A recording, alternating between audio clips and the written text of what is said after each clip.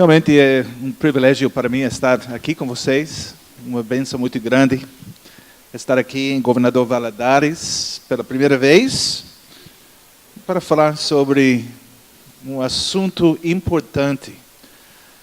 E a doutrina da graça, as doutrinas da graça e o lugar dos meios da graça nos cânones de Dort. Foi o assunto que eu escolhi para essa conferência.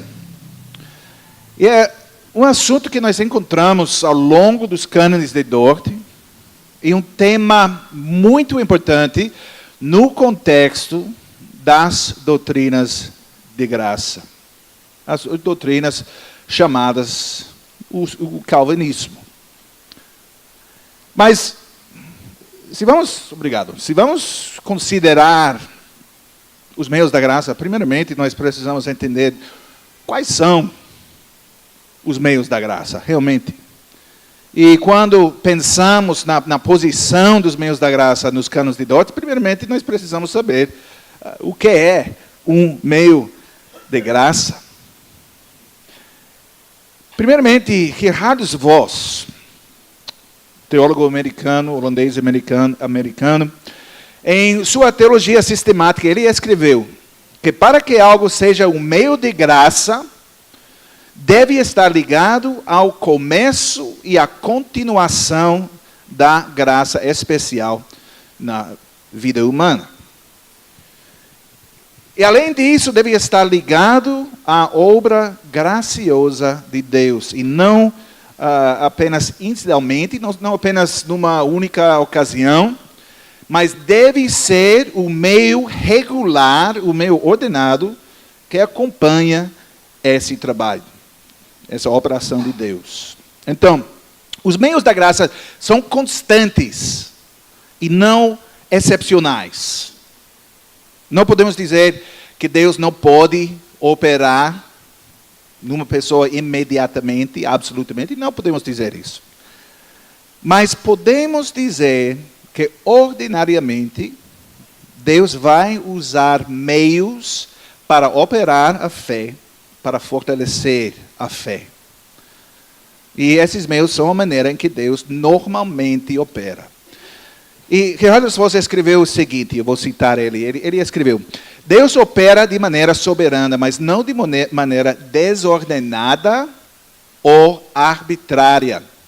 Em geral, ele circunscreveu a obra da graça pelos meios de graça. E algumas pessoas dizem, se você define a maneira como Deus opera, dessa maneira você está limitando Deus. Nós temos essa expressão em inglês, não sei se tem em português, mas temos essa expressão, você está colocando Deus numa caixa. E na verdade, Deus é soberano e completamente livre para fazer qualquer coisa que Ele quer. Mas o fato é que não é nós que limitamos Deus. Não é nós não dizemos que Deus pode operar ou só opera de uma maneira especificamente. Como eu disse, Deus pode fazer o que Ele quiser. Ele não é limitado por nós, ou nossas definições, de qualquer maneira. Mas Ele escolheu operar numa certa forma, usando certos meios. E esses meios são os meios de graça, a pregação da palavra de Deus, do Evangelho e os sacramentos. E nós podemos ver isso na passagem bíblica citada no capítulo 1 dos cânones, em artigo 3. A pregação do Evangelho. Romanos 10, versículos 14 e 15. Pode ler, ou se tem uma cópia dos cânones com você, que se vocês já compraram, com desconto grande, os livros disponíveis aqui, vocês podem ler comigo, porque eu vou ler esse artigo 3 do capítulo 1 dos cânones, diz assim, para que os homens sejam conduzidos à fé. Deus misericordiosamente enviou arautos da mais bem-aventurada mensagem a quem Ele quer e quando Ele quer. Pelo ministério deles, os homens são chamados ao arrependimento e à fé no Cristo crucificado. Pois, como porém invocarão aquele em quem não creram? E como crerão naquele de quem nada ouviram? E como ouvirão, se não há quem pregue? E como pregarão, se não forem enviados? Então, agora com esta definição em mente dos meios de graça, nós podemos pensar nos meios de graça, como a palavra de Deus e como os sacramentos. E nós podemos pensar no que as igrejas reformadas confessam no Catecismo de Heidelberg. Eu acho que pelo menos alguns de vocês têm familiaridade com o Catecismo de Heidelberg. No dia do Senhor 25, diz, a pergunta é, visto que somente a fé é o que nos torna participantes de Cristo e de todos os seus benefícios, de onde vem essa fé? E a resposta a essa pergunta é, vem do Espírito Santo que a opera em nossos corações pela pregação do Evangelho e a fortalece pelo uso dos sacramentos. Então, os meios de graça, as coisas que Deus escolheu usar para operar a fé e para fortalecer a fé na vida dos crentes. Outro teólogo reformado, Herman Bavinck, ele escreveu isso. Contra o misticismo, ele escreveu, que negou a necessidade dos meios da graça na palavra e nos sacramentos, a reforma entendeu que a palavra e os sacramentos são os meios ordinários que Deus usa para transmitir graça. A igreja é a mãe dos crentes e os ofícios são instituídos para administrar a palavra e os sacramentos. Os meios da graça não podem ser separados da pessoa e trabalho de Cristo, nem da igreja que Ele instituiu na terra. E, obviamente, uma vez que eu escolhi esse assunto para abordar essa noite, eu acho que esse assunto é importante. Mas por quê? Assim, eu escolhi falar sobre os meios da graça e como os cânones repetidamente falam sobre os meios de graça, por 3 razões especificamente. A primeira razão é a acusação que muitas vezes é feita contra a doutrina reformada, contra esse ensinamento que pessoas chamam o sistema doutrinário do calvinismo. E se seguirmos a ordem dos cânones, e pastor Abraham já abordou esse assunto, mas vou repetir um pouco, porque a repetição é a mãe de aprendizagem. Se seguirmos a ordem dos cânones, nós começamos com a doutrina da eleição incondicional, passamos à expiação limitada, a depravação total, a graça irresistível e a perseverança dos santos. Então, de maneira geral, o que a Igreja Reformada confessa sobre a salvação é 5 pontos. A eleição de certas pessoas para a salvação não se baseia em nada dentro dessas pessoas, mas tem sua base em Deus e no plano soberano de Deus. Deus não escolhe pessoas com base em como elas vão responder ao Evangelho. Não. Ele escolhe as pessoas e, ao escolhê-las, garante que elas respondam aceitando a mensagem do Evangelho. E graças a Deus por essa bênção.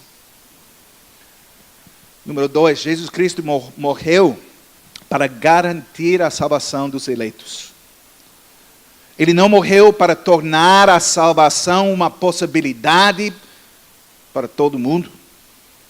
Ele morreu para tornar a salvação uma certeza absoluta para aqueles que pertencem a Ele. Número 3, esta eleição baseada no prazer soberano de Deus é assegurada pela eficácia da morte de Cristo. E é absolutamente necessária. Porque por nossa própria natureza, todo ser humano, todos nós somos mortos em transgressão, nossas transgressões e nossos pecados. Isso é nosso estado natural. Nós precisamos do poder soberano de Deus para dar vida aos nossos ossos mortos. Número 4, porque Deus é soberano, nenhum ser humano pode finalmente resistir ao poder de Deus. Nós não temos o poder em nós mesmos para escolher por Deus, e não temos o poder em nós mesmos para resistir à graça salvadora de Deus.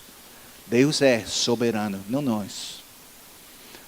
E finalmente, porque a salvação é a obra de Deus, do começo ao fim. E não depende de nós.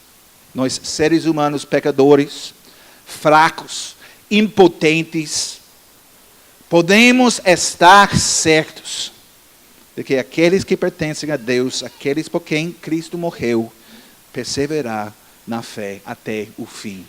Eu vou falar mais sobre esses 5 pontos amanhã, se Deus quiser. Mas por causa da nossa explicação da operação de Deus no processo de salvação, existe essa acusação que muitas vezes é feita contra a doutrina reformada. E essa acusação é que a doutrina diz que a doutrina reformada é fatalista.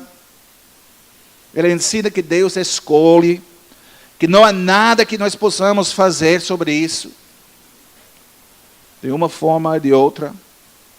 E que é inútil pregar o Evangelho ou exortar as pessoas a se arrependerem e acreditarem, porque não há nada que possam fazer de qualquer maneira, se elas forem escolhidas.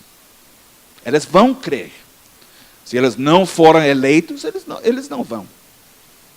Então, por que se preocupar em fazer alguma coisa, qualquer coisa? É uma doutrina, eles dizem, é uma doutrina fria. Vocês, como presbiterianos, já ouviram as brincadeiras, eu acho, sobre o nome dos presbiterianos, sobre os reformados. Tem essa doutrina fria. Uma doutrina sem coração.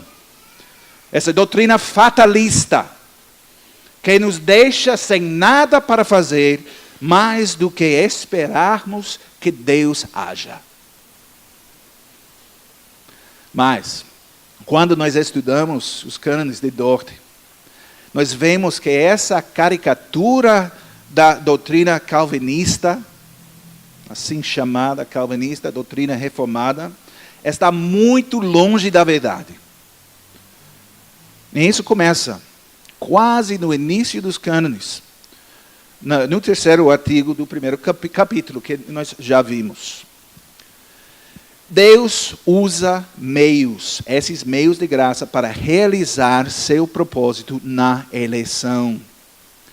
E o primeiro meio que ele usa é a pregação do Evangelho. Mas por que a pregação do Evangelho é tão importante? Porque a evangelização é tão importante na vida da igreja? Porque nós continuamos a pregar e proclamar o chamado de Deus para nos arrepender e crer. Por quê? Porque esses são os meios que Deus escolheu para fazer o seu trabalho. Esses meios são necessários, porque esses são os meios através dos quais o Espírito Santo age. E agora a pergunta pode surgir. Deus pode fazer isso numa outra maneira? Ele pode salvar pessoas imediatamente, sem usar a pregação? E a resposta é claro que sim, Ele pode. E Ele faz, Ele é Deus. Nós temos a situação que o pastor Abrão vai abordar na próxima palestra dele sobre a salvação dos filhos dos crentes que morrem na infância, como um exemplo óbvio disso. Mas Deus, escolheu esses meios para levar as pessoas à fé, para trazer glória a si mesmo. Na obra de Deus da conversão, Ele usa os meios da pregação do Evangelho para mudar o coração das pessoas, para dar vida aos mortos, que somos nós, para despertar o adormecido, para transformar os inimigos de Deus em amigos de Deus, para transformar os rebeldes em filhos. Mas nós sabemos, talvez vocês sabem, os cânones também abordam o assunto de reprovação. O outro lado, podemos dizer, da eleição de Deus. E ainda, permanecendo no primeiro capítulo, artigo 16, do primeiro capítulo dos cânones, nós vemos claramente o coração pastoral dos cânones de Dort. E essa é a segunda razão porque eu escolhi esse assunto, o lugar dos meios da graça, nos cânones de Dort. Porque nos mostra que a doutrina reformada não é essa teoria seca, escolástica, somente intelectual, mas emocionalmente estéril. De novo, uma caricatura da doutrina reformada. Realmente, a verdadeira doutrina reformada, pregada e ensinada em toda a sua plenitude, é uma coisa de beleza. E por quê? Porque é um reflexo da palavra de Deus, que é em si uma coisa de beleza infinita. Então, nesse artigo, capítulo 1, artigo 16, os cânones abordam as diferentes maneiras pelas quais as pessoas reagem à doutrina da reprovação. E encontramos os meios da graça no contexto de encorajamento para cristãos que não ainda discernem claramente em si mesmos uma fé viva em Cristo, nem confiança firme do coração, nem boa consciência, nem zelo pela obediência filial e pela glorificação de Deus por meio de Cristo. Mas, apesar disso, usam os meios pelos quais Deus prometeu operar tais coisas em nós. E o que esse artigo diz é muito importante. Preste atenção. Eles não devem se assustar quando se fala da reprovação. Nem devem se incluir entre os reprovados.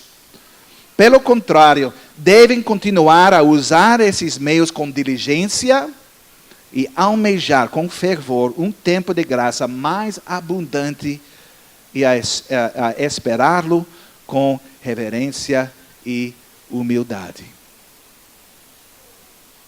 Então, como eu disse anteriormente, o que nós temos nos cânones de Dort não é simplesmente uma recitação seca e sem vida da doutrina. Não é um exercício de ginástica mental racionalista ou uma demonstração de lógica teológica em prol do rigor intelectual. A sã doutrina apropriadamente aplicada não é algo que só é estudado para ser entendido e acreditado. É também algo que deve ser vivido. Os delegados do Sínodo de Dort compreenderam o perigo prático da teologia arminiana, e a aplicação prática da teologia bíblica sólida. Eles sabiam isso muito bem. Não foi somente sobre doutrinas secas escritas em páginas, mas sobre doutrina viva, a doutrina ativa na vida. E assim, os cânones de Dort, como eu descobri, eu tenho certeza os outros pastores reformados aqui descobriram também nos ministérios deles. Os cânones de Dort formam mais uma ferramenta na caixa de ferramentas que nós usamos no nosso trabalho pastoral, no nosso aconselhamento de pessoas, dos membros das nossas igrejas. E também para presbíteros nas igrejas. Porque nós aprendemos aqui como nós podemos encorajar o povo de Deus e pessoas que estão lutando, como muitas entre nós. Pessoas lutando com problemas, com dúvidas, com desafios na sua vida de fé. Nós temos aqui uma ferramenta que nós podemos usar, que nos direciona à Escritura para aconselhar pessoas que estão lutando com dúvidas. Então, como é que nós podemos aconselhar aqueles que não veem em si mesmos o tipo de fé forte e os frutos dessa fé nas suas vidas? Como eu disse, nós podemos usar os cânones. Os cânones nos apontam para a palavra e para os sacramentos, os meios da graça que Deus instituiu. No 3º e 4º capítulo dos cânones de Dort, artigo 17, o uso de meios é mais uma vez destacado no contexto da graça irresistível de Deus. A ação onipotente de Deus, através da qual Ele produz e sustenta nossa vida natural, não exclui, mas requer o uso de meios pelos quais Ele quis exercer o seu poder.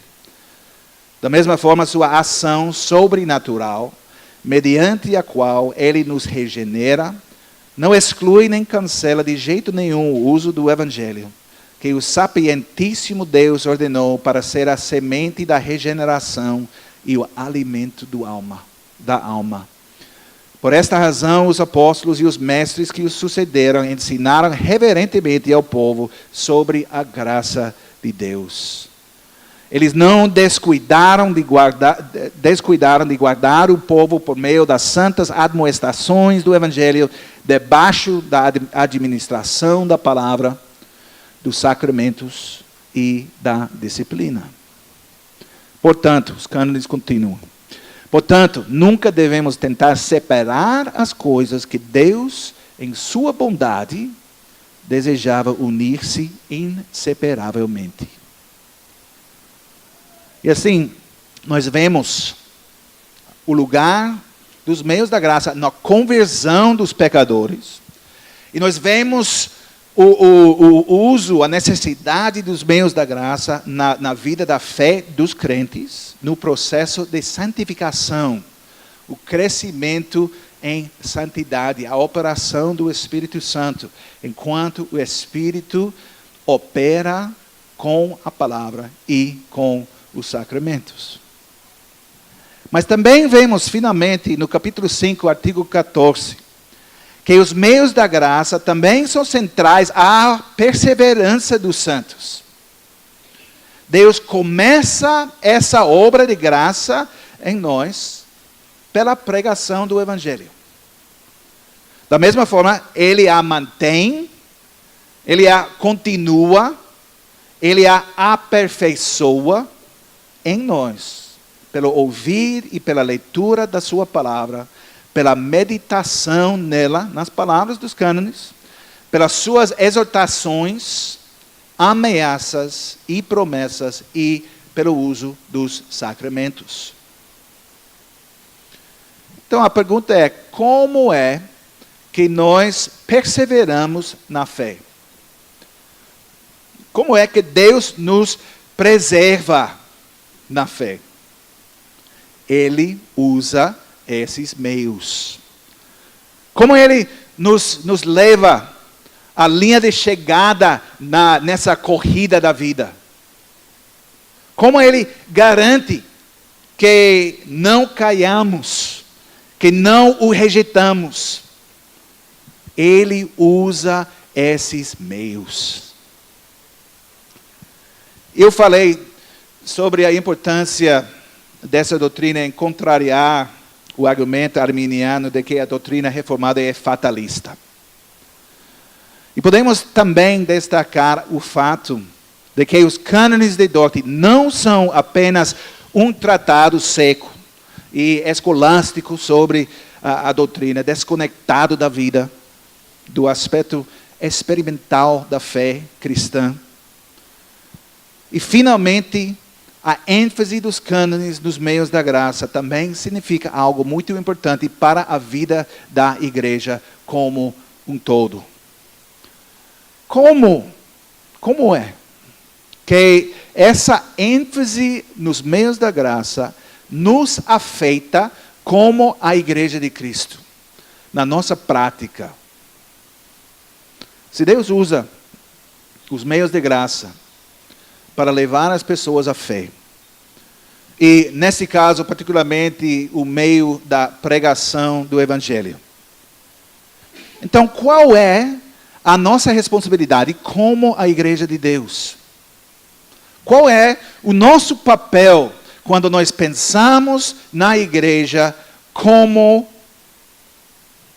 realmente a ferramenta de Deus por meio do qual Ele opera usando os meios da graça? Obviamente, minha resposta é, nossa responsabilidade é usar os meios que Deus ordenou em nosso trabalho de evangelismo. Significa que a nossa evangelização deve tomar uma certa forma. Significa que não podemos simplesmente escolher métodos que nós acreditamos vão funcionar, ou métodos que nós acreditamos que atrairão pessoas da nossa cultura. São conclusões que nós podemos tirar do ensino dos cânones sobre os meios da graça. Isso significa, para aplicar essas palavras na nossa situação, significa que não é a música, não é a dança, nem o espetáculo da luz, nem fogos, nenhum tipo de entretenimento ou manipulação psicológica que traga pessoas para o reino de Deus. Não. É a pregação viva da palavra de Deus que Ele usa para levar as pessoas à fé. E esses são os meios escolhidos por Deus. Deus, na sua soberania, usa esses meios para levar, para trazer pessoas à fé.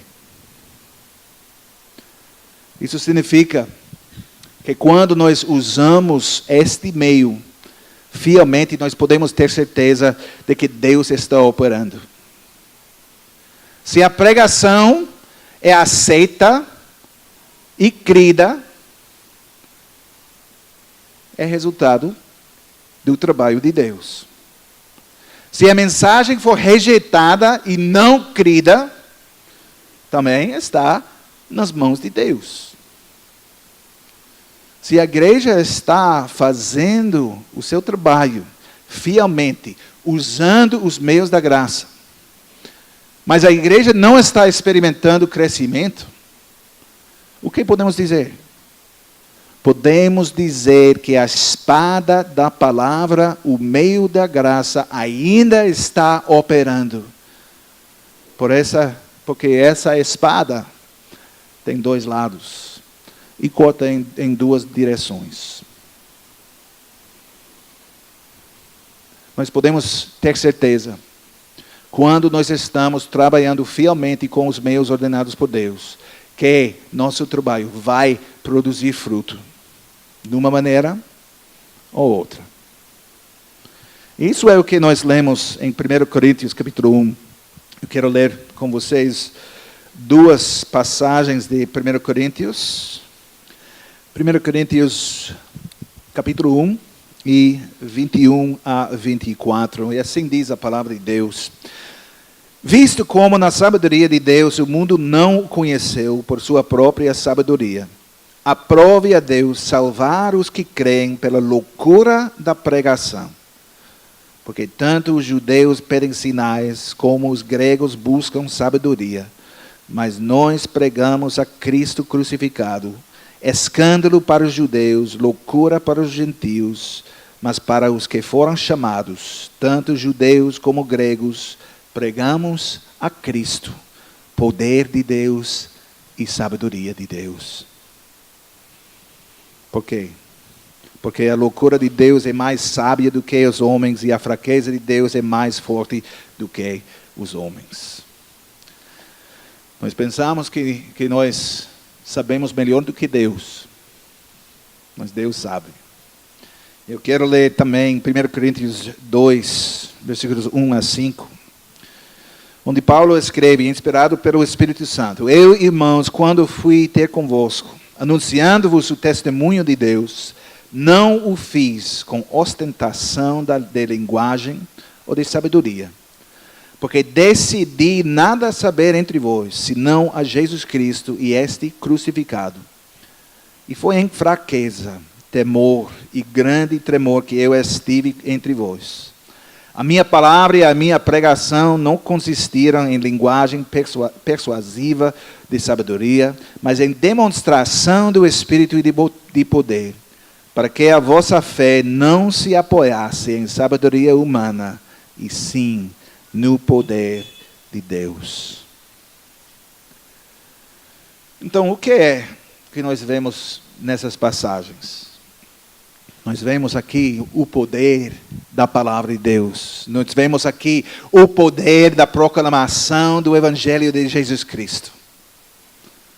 Se realmente confiamos em Deus, se verdadeiramente confiamos nos meios que Deus ordenou, usaremos esses meios. E não tentaremos inventar nossos próprios meios que nós imaginamos que, de algum modo, poderiam ser mais eficazes para alcançar o homem moderno. Continuaremos firmemente a usar os meios que Deus ordenou, confiando que Ele fará o que Ele prometeu através do uso desses meios. Portanto, isso tem um impacto no nosso trabalho de evangelização e também na atividade regular e contínua da igreja. Isso afeta a forma dos nossos cultos, por exemplo. Se os meios de graça, os meios da graça de Deus, os meios que Deus usa para preservar seu povo na fé, são a proclamação do Evangelho e a administração e a participação nos sacramentos. Então, o uso desses meios deve ser a tarefa central da igreja. E seguiremos a instrução que Paulo deu a Timóteo, em 2 Timóteo, capítulo 4. Eu vou ler versículos 1 a 5. 2 Timóteo, capítulo 4, 1 a 5. 2 Timóteo, capítulo 4. Conjuro-te, versículos 1 a 5. Conjuro-te perante Deus e Cristo Jesus, que há de julgar vivos e mortos, pela sua manifestação e pelo seu reino. Prega a palavra, insta, quer seja oportuno, quer não. Corrige, repreende, exorta com toda a longanimidade e doutrina. Pois haverá tempo em que não suportarão a sã doutrina. Pelo contrário, cercar-se-ão de mestres segundo as suas próprias cobiças, como que sentindo coceira nos ouvidos. e se recusarão a dar ouvidos à verdade, entregando-se às fábulas. Tu, porém, sê sóbrio em todas as coisas, suporta as aflições, faze o trabalho de um evangelista, cumpre cabalmente o teu ministério. Então, nós vemos que os cânones são um reflexo do ensino da Escritura. Essas passagens que nós lemos, as palavras escritas pelo apóstolo Paulo, mostram a centralidade dos meios da graça, a importância da pregação na vida. O que foi que Timóteo precisava fazer? Pregar o Evangelho, pregar o Evangelho. Isso foi a tarefa dele. E não há mistério no que Paulo está dizendo. Quando a pregação da palavra é considerada inaceitável, pregue a palavra. Use os meios de graça que Deus nos deu. Ele deixa ainda mais claro, quando acrescenta que está chegando a hora em que as pessoas não tolerarão a sã doutrina. Quando muita gente só quereria ter suas orelhas cocegas. Essa hora chegou. Muitas pessoas querem ouvir nada mais do que coisas agradáveis. Eles querem ouvir uma mensagem que as faça se sentir bem consigo mesmos. E há uma razão pela qual os falsos mestres são tão populares.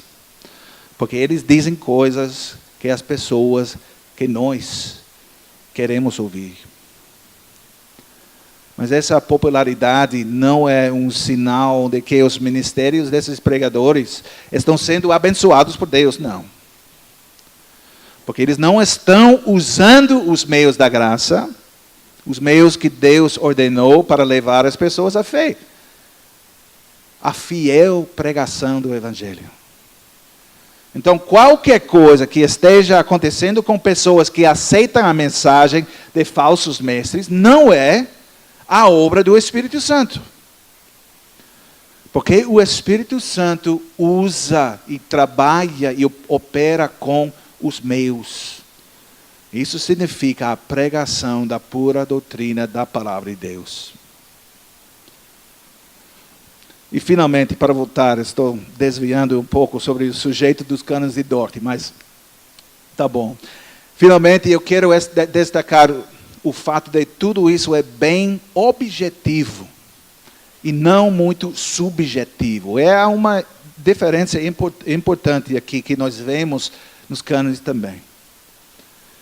E é importante ressaltar esse fato, porque a subjetividade é muito popular hoje em dia.